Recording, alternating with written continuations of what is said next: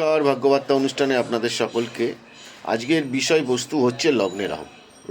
লগ্নে যদি আপনার রাহু থাকে, নিজেকে অহংবোধ জন্মায় এবং এই লগ্নে রাহু সমাজে সবার সামনে তুলে ধরার চেষ্টা করে।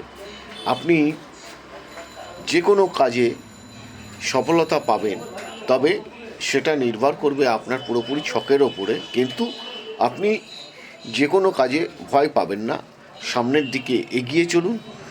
অহং যেমন থাকবে, নিজেকে ফোকাস করার চেষ্টা করুন, তাতে অনেকটা ইমপ্রুভমেন্ট পাবেন। কিন্তু এই লগ্নে আবার যদি সপ্তম স্থানে দৃষ্টি দেয়, সেই জায়গাটাকে দেখতে হবে। বিজনেসের ক্ষেত্রে, ব্যবসা যাই করেন, পার্টনার নিয়োগ করার ক্ষেত্রেও আপনাকে বুঝে করতে হবে।